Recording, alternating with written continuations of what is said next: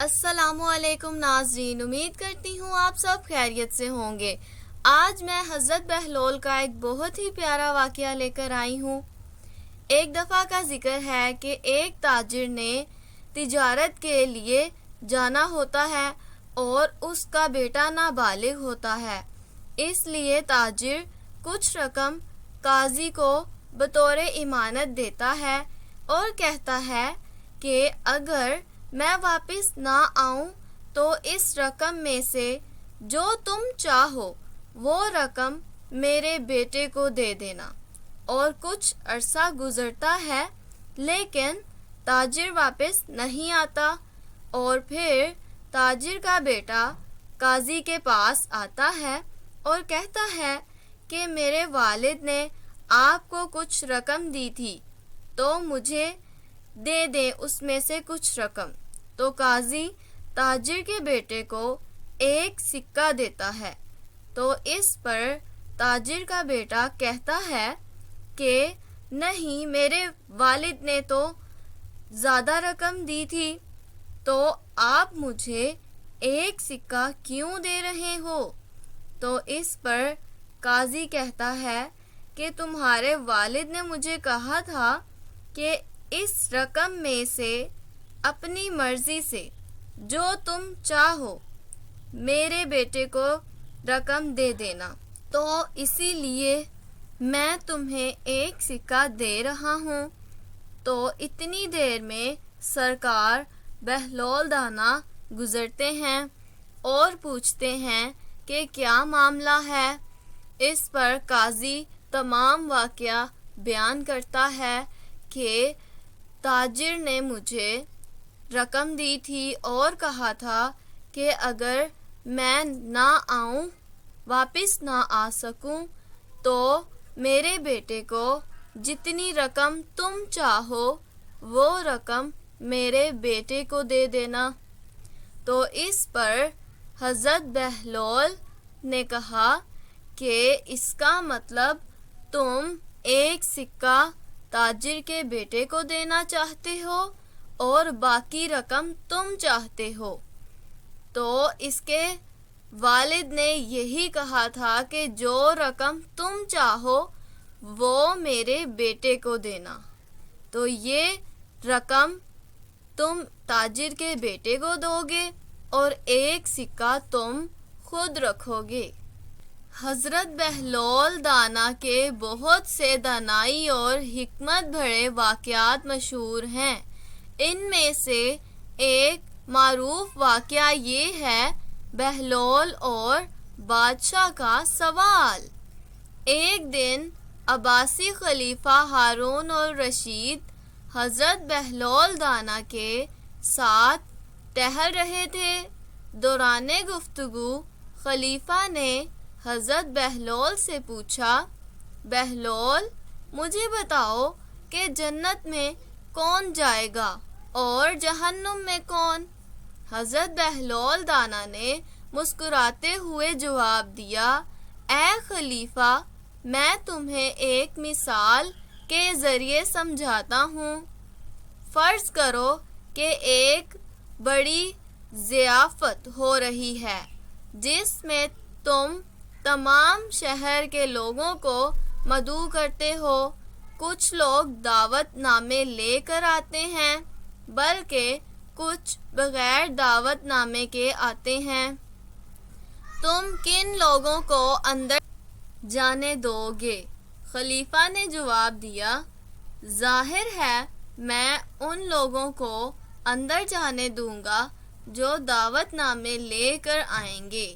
حضرت بہلول نے فرمایا، بالکل صحیح، جنت بھی ایک عظیم ضیافت ہے اور اس میں وہی لوگ داخل ہوں گے جو اللہ کے دعوت نامے یعنی نیک اعمال اور ایمان کے ساتھ آئیں گے، اور جو لوگ بغیر ایمان اور نیک اعمال کے آئیں گے وہ جہنم میں جائیں گے۔ خلیفہ ہارون الرشید نے حضرت بہلول کی اس حکیمانہ مثال سے بہت متاثر ہوئے اور اس واقعے نے ان کے دل پر گہرا اثر چھوڑا۔ یہ واقعہ حضرت بہلول دانا کی دانش مندی اور ان کی باتوں میں پوشیدہ حکمت کو ظاہر کرتا ہے۔ ان کی نصیحتیں ہمیشہ سیدھی اور سادہ ہوتی ہیں، لیکن ان میں گہری حکمت اور بصیرت ہوتی ہے جو لوگوں کو سوچنے اور سمجھنے پر مجبور کر دیتی ہے۔ ایک دفعہ کا ذکر ہے کہ ایک دن عباسی خلیفہ ہارون الرشید نے حضرت بہلول دانا کو اپنے دربار میں بلایا اور کہا کہ ظاہراً تم دیوانے ہو، لیکن تمہاری باتیں بہت زیادہ حکمت والی اور دانائی والی ہوتی ہیں، تو آج میں تمہیں ایک کام دیتا ہوں۔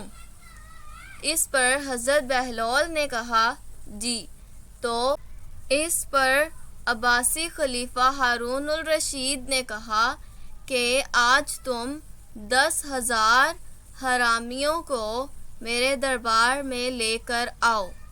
تو حضرت بہلول دانا نے کہا کہ یہ کون سا مشکل کام ہے۔ حضرت بہلول گئے اور 10 آدمی دربار کے اندر لے آئے۔ تو عباسی خلیفہ ہارون الرشید نے کہا کہ میں نے تمہیں 10,000 حرامیوں کو لانے کو کہا تھا، لیکن تم صرف 10 افراد لے کر آئے ہو، اور تم یہ بتاؤ کہ اتنی جلدی یہ کام کیسے کر لیا۔ تو اس پر حضرت بہلول دانا نے فرمایا کہ یہ کون سا مشکل کام تھا۔